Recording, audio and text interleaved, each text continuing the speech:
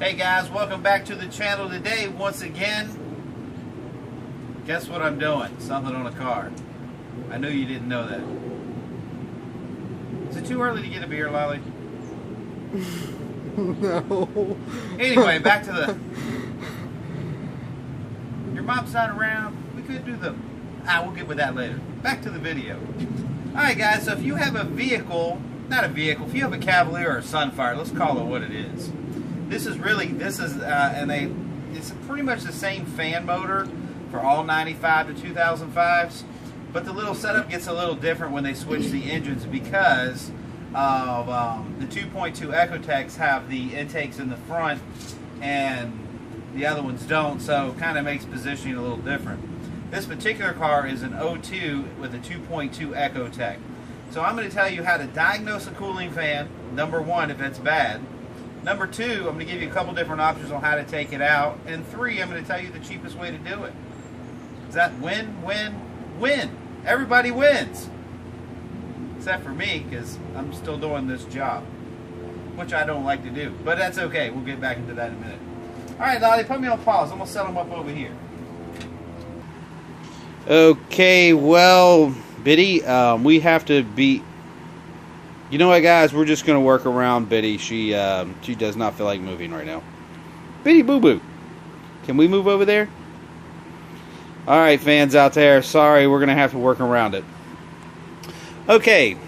Everybody stop joking around. This is serious business. So here is your... There we go. This right here, you see right here where your relays are at, it's going to be your fourth one in. And all you got to do is, if you, let's see if I can touch one of these. This one and the next one over are both hot. One side is for the AC, the other one's from the ECT coolant temperature, so I think. And that means this one and the other one is negative. So it doesn't really matter which one as long as you put one positive in and one negative across from it. You can just jump it with a jump wire and bam, your fan turns on. Period. End of the story. And you can check it on both ones if you want to. Idealistically, I checked mine. Guess what? No can doing. Did not work. Yes, you could possibly have a wiring problem, but let's face it, it's probably your fan, and that's what I'm going to go with. So that's how you diagnose it. Period. If you turn your fan on, if you turn your AC on, your fan should kick on. That would let you know if you do that and the fan comes on, but your fan won't come on when it's hold on. Okay, so let me try to simplify what I was just saying again. Turn your AC on if your fan works. Well, great for you. I'm glad it works. It should be working.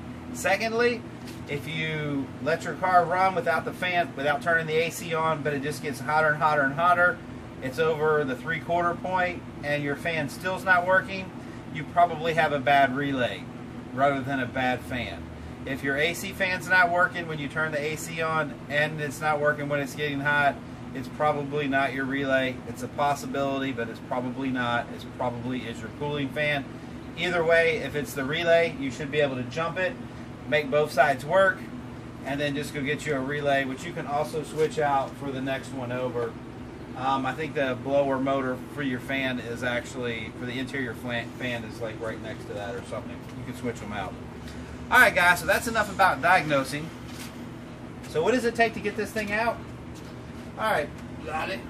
Can you follow me around with that thing? Just sit right there. Don't do anything. Just relax. Everybody calm down. Okay. Shut up. Oh. Okay guys, so here's what you do. You got a little black cover that goes over this one. Of course, my sweet little car doesn't have one, but it will later because I'm going to the junkyard. First thing you want to do, you see your little cover here? Take your couple little bolts out right here.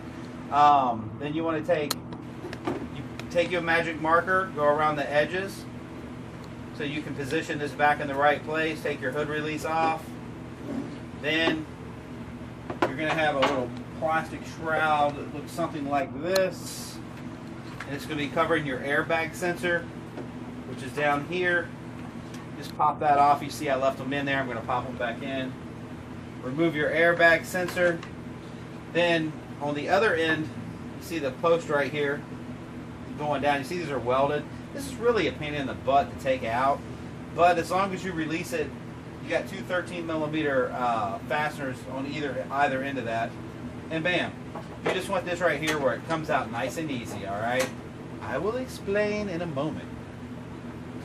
Next, take your two little radiator 10mm out. You see them right here. They just kind of go in, and you just kind of latch them out, and they should be nice and easy at that point.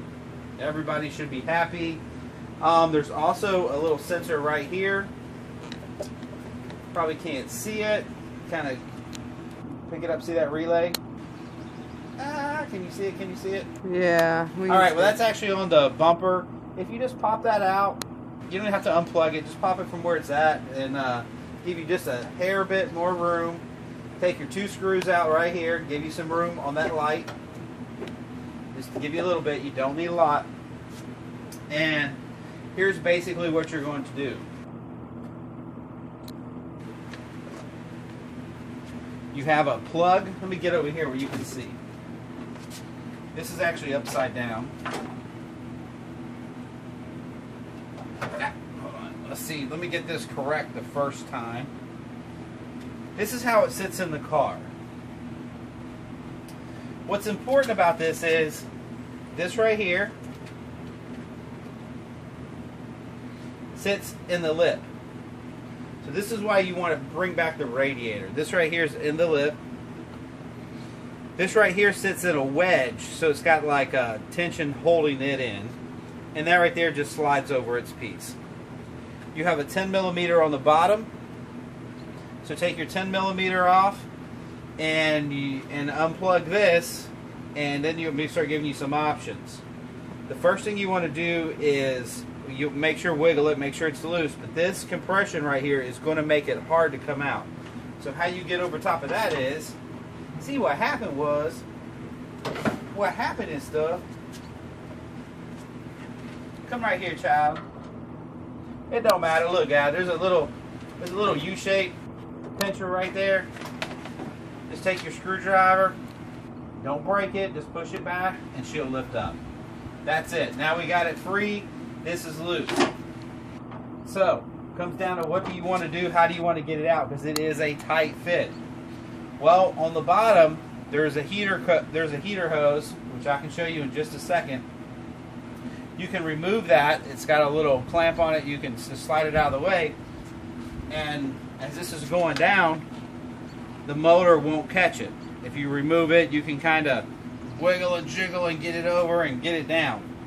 Or you can take something and just keep working it around, so you can just, it's such a tight fit, you can just like kind of squeeze it through, wiggle, jiggle. Ultimately, how mine came out was in this direction, and then kind of just slid it on through there, but it was a tight pinch. If you want to be faster than that and more efficient than the Carman, which I would definitely suggest doing, there's a much easier way to do it. I think it's easier. If in fact you can get to this, you can take off the 13mm right here, the fan.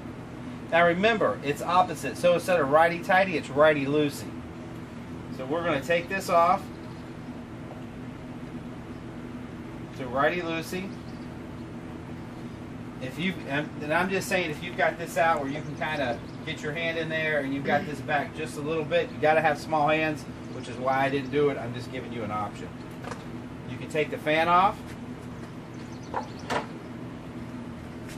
You have some 8mm screws, which I've already removed just to show you for illustration purposes. And that motor will come right out. Now, as far as the shroud goes, you don't really have to do anything except other than slide the other one in, put the 8mm in, put your fan blade back on, and you don't have to fight anything else. You can then pull it forward, re-snug it back down, and game over.